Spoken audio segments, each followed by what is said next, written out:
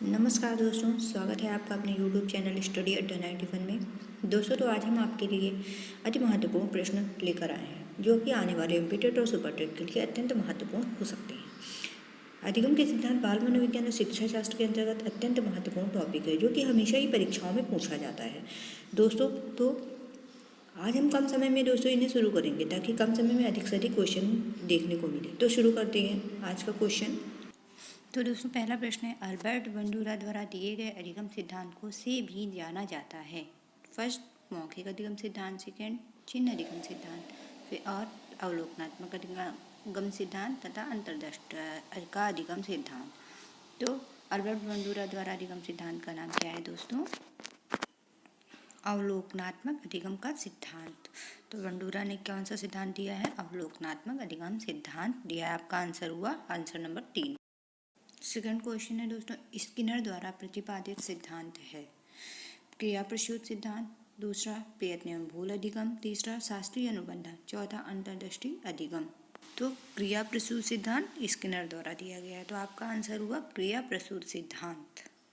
चलिए दोस्तों, तीसरे क्वेश्चन की तरफ बढ़ते हैं। तीसरा क्वेश्चन है, निम्नलिखित में से कौन इस आर अधिगम सिद्धांत से संबंधित नहीं है? ब्रूनर, सेकेंड आपका पावलव, स्किनर, थॉर्नडाइक। इनमें से कौन इस आर अधिगम सिद्धांत से संबंधित नहीं है? तो दोस्तों, ब्रूनर इस आर अधिगम से संबंध नहीं रखता है, बाकी सभी लोग रखते हैं। पावलव, स्किनर और थॉर्नडाइक अधिगम से संबंधित हैं। नेक्स्ट, निम्नलिखित में से कौन सा अधिगम का एक मुख्य थॉर्नडाइक नियम है? उपयोग का नियम, अभ्यास का नियम, आत्मीकरण का नियम, मनोवृत्ति का नियम। इनमें से कौन सा नियम थॉर्नडाइक ने दिया है? तो दोस्तों अभ्यास का नियम थॉर्नडाइक का नियम है। तो हमारा आंसर हुआ आंसर नंबर 2, अभ्यास का नियम। आगे बढ़ते हैं। अंतर्दृष्टि अधिगम परिणाम है। अधिगम परिणाम क्या है? पुनर्बलन, उद्दीपन अनुक्रिया, समग्र गति प्रत्यक्षण, उद्दीपन सामान्यीकरण। तो अंतर्दृष्टि अधिगम परिणाम है दोस्तों उद्दीपन सामान्यीकरण। तो आपका जवाब हुआ उद्दीपन सामान्यीकरण, 4 नंबर। नेक्स्ट, निम्नलिखित में से कौन सा अधिगम थॉर्नडाइक के मुख्य नियम में से नहीं है? तो मुख्य नियम में से नहीं है। तैयारी का नियम, बहुप्रतिक्रिया का नियम, अभ्यास का नियम, प्रभाव का नियम। दोस्तों, बहुप्रतिक्रिया का नियम ये थॉर्नडाइक के नियम में से नहीं है। थॉर्नडाइक ने अपने एजुकेशन साइकोलॉजी में यह नियम नहीं दिया है। तैयारी का नियम, अभ्यास का नियम और प्रभाव का नियम, ये तीनों नियम को मान्यता दी है। वह अधिगम जो व्यवहार के प्रभाव का परिणाम होता है। क्रिया प्रसूत अनुबंधन, अनुक्रिया अनुबंधन, अनुकूलित अनुबंधन या फिर सकारात्मक अनुबंधन। तो व्यवहार के प्रभाव का परिणाम होता है क्रिया प्रसूत अनुबंधन कहलाता है, जो कि व्यवहार के प्रभाव का परिणाम होता है। चलिए चलते हैं। सीखना आवश्यकताओं की पूर्ति की प्रक्रिया के द्वारा होता है। ये हल्का यह कथन संबंधित है अधिगम के सूत्र सिद्धांत से, प्रबलन के सिद्धांत से, संबंधित प्रतिक्रिया के सिद्धांत से एवं प्रयत्न एवं भूल के सिद्धांत से। तो आवश्यकताओं की पूर्ति की प्रक्रिया के द्वारा क्या होता है? हल्का यह कथन किससे संबंधित है? तो दोस्तों आंसर क्या होगा? प्रबलन के सिद्धांत से ये कथन संबंधित है। आंसर सेकेंड हमारा उत्तर हो जाएगा। आगे चलते हैं। अभिक्रमित अधिगम निम्न में से किस पर आधारित है? क्षेत्र सिद्धांत, क्रिया प्रसूत अनुकूलन, गेस्टाल्ट अधिगम सिद्धांत, परंपरागत अनुकूलन। तो दोस्तों क्रिया प्रसूत अनुकूलन, ऑप्शन नंबर सेकेंड आपका आंसर हुआ। आगे बढ़ते हैं। थॉर्नडाइक द्वारा दिए गए अधिगम के 3 मुख्य नियमों में निम्न में से कौन सा नियम नहीं है दोस्तों? तो इसमें थॉर्नडाइक ने 3 नियम दिए हैं। इसमें प्रभाव का नियम, संबंधित परिवर्तन का नियम, अभ्यास का नियम, तत्परता का नियम। इसमें जो अदृश्य है उसे पहचानना है। तो आंसर क्या हुआ दोस्तों?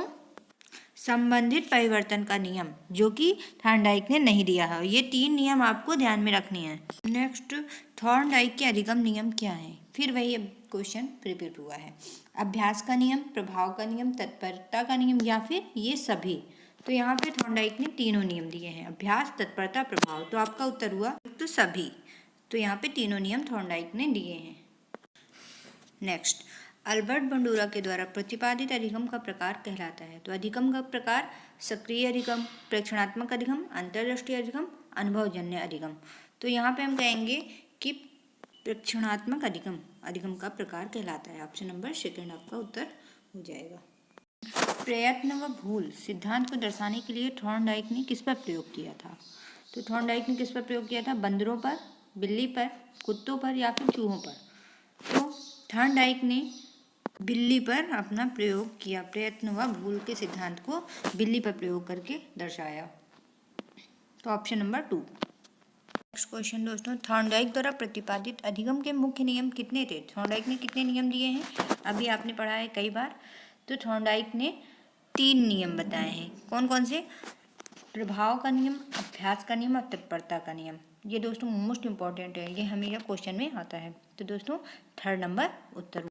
आगे, आशुबेल के अनुसार किस प्रकार के अधिगम के समस्या का समाधान निहित होता है? किस प्रकार के अधिगम में समस्या का समाधान निहित? खोजपूर्ण सीखना, आंसर नंबर 2 हो जाएगा आपका। क्योंकि यहाँ पे विद्यार्थी किसी भी विषय को खोज कर, नए टॉपिक को खोज कर उसमें अपनी समस्या का समाधान ढूंढने की कोशिश करते हैं। तो आंसर नंबर 2 आपका उत्तर हो जाएगा। नेक्स्ट प्रश्न है, थॉर्नडाइक के अधिगम सिद्धांत का शैक्षणिक महत्व किसमें है? तो अभ्यास और पुनरावृत्ति के अंदर, आदत निर्माण प्रक्रिया के अंदर या फिर खेल कूद की प्रक्रिया के अंदर या फिर कला शिक्षण के अंदर? तो दोस्तों आप सभी को थॉर्नडाइक के तीनों नियमों को आपने देखा, तो अगर आपको वह पता है तो आपका ये उत्तर क्या होगा? अभ्यास और पुनरावृत्ति के अंदर। क्योंकि अगर हम किसी भी विषय का अभ्यास बार बार करते हैं तो उसकी पुनरावृत्ति होती है। तो ये थॉर्नडाइक के नियम पर आधारित है। तो ऑप्शन नंबर ए। अगला क्वेश्चन है, समस्या के अचानक समाधान की प्रक्रिया वाले सिद्धांत का नाम है? सूझ का सिद्धांत, अगला है सक्रियात्मक अधिगम, प्रयत्न व भूल का सिद्धांत, अनुभव का सिद्धांत, अनुबंधन का सिद्धांत। तो यहाँ पर दोस्तों सूझ का सिद्धांत, ऑप्शन नंबर 1 यहाँ पर उत्तर होगा। क्योंकि जब दोस्तों कभी भी जब हमारे पास अचानक से समस्या आ जाती तो हम उसका सामना बहुत ही समाधान सोच विचार कर करते हैं। तो ऑप्शन नंबर 1 सूझ का सिद्धांत उत्तर होगा। नेक्स्ट क्वेश्चन है, अधिगम अंतरण का थॉर्नडाइक सिद्धांत कहा जाता है? तो समानता का सिद्धांत, औपचारिक नियमों का सिद्धांत, अनुरूप तत्वों का सिद्धांत, इनमें से कोई नहीं। तो दोस्तों यहाँ पे थॉर्नडाइक सिद्धांत अनुरूप तत्वों का सिद्धांत कहलाएगा। अरे आंसर नंबर 3 हमारा उत्तर हो जाएगा। नेक्स्ट क्वेश्चन है, संकेत अधिगम के अंतर्गत सीखा जाता है? पारंपरिक अनुकूलन, वातावरण, मनोविज्ञान, मनोदैहिक। तो संकेत अधिगम पारंपरिक अनुकूलन के अंतर्गत सीखा जाता है। तो हमारा उत्तर हो जाएगा आंसर नंबर ए। क्वेश्चन है दोस्तों, निम्न में से कौन सा उदाहरण बंडूरा के अवलोकन पर आधारित अधिगम का नहीं है? तो छात्रों द्वारा केंचुओं के विच्छेदन को सीखना, सामाजिक अध्ययन के प्रति नापसंदगी, स्कूल बेल बजने पर बैग बंद करना या फिर क्रिकेट उत्साह। तो यहाँ पर स्कूल बेल बजने पर बैग बंद करना, ये बंडूरा के अवलोकन पर आधारित अधिगम नहीं है। राजेश बीमारी की वजह से 1 महीने तक स्कूल नहीं गया और जब स्कूल गया तो उसे भाग के लंबे सवालों को करना नहीं आया। कई बार वह असफल हुआ परंतु परेशान हो जाता है। शास्त्रीय अनुबंधन के मुताबिक संवेगात्मक स्वाभाविक उत्तेजक है। असफलता को लेकर चिंता, सेकंड भाग सवाल अधिक लंबे होना, तीसरा भाग का ना बनना या फिर असफलता या भगनासा। तो असफलता या भगनासा आपका ऑप्शन हुआ 4 उत्तर। जिस प्रक्रिया में व्यक्ति दूसरों के व्यवहार को देखकर सीखता है, न कि प्रत्यक्ष अनुभव के, को कहा जाता है सामाजिक अधिगम, प्रायोगिक अधिगम, अनुबंधन, आकस्मिक अनुबंधन। तो दोस्तों यहाँ पे हम समझ सकते हैं कि सामाजिक अधिगम के द्वारा ही बच्चे दूसरों के व्यवहार को सीखते हैं, न कि स्वयं के द्वारा सीखते हैं। तो आपका ऑप्शन नंबर 1 उत्तर हो जाएगा। नेक्स्ट क्वेश्चन दोस्तों, अंतर्दृष्टि या सूझ द्वारा सीखना सिद्धांत किसने दिया? कोहलर ने दिया, गुथरी ने दिया, कर्ट लेविन या फिर ए बंडूरा। तो दोस्तों सूझ द्वारा सीखना सिद्धांत कोहलर ने दिया है। तो आपका उत्तर होगा ऑप्शन नंबर ए, कोहलर ने दिया है।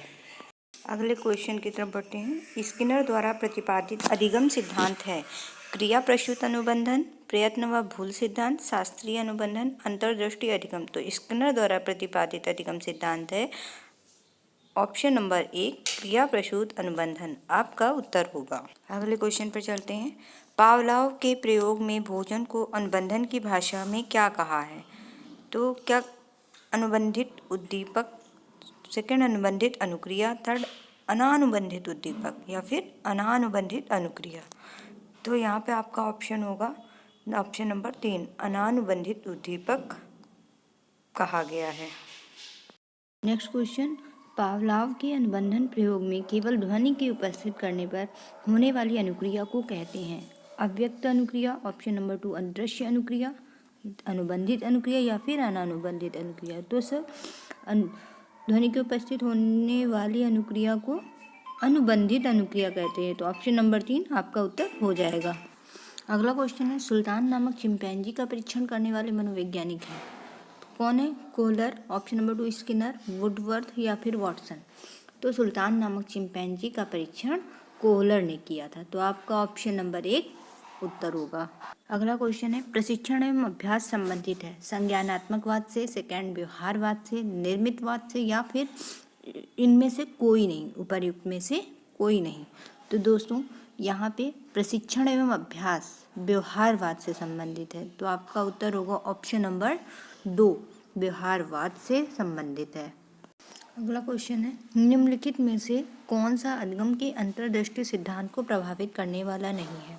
तो ऑप्शन नंबर 1 बुद्धि, व्यक्तित्व, प्रत्यक्षीकरण या फिर अनुभव।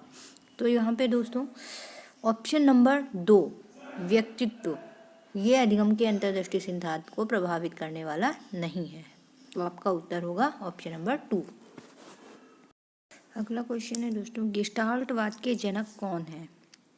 स्किनर, वर्दाइमर, बिने या फिर ब्रूनर।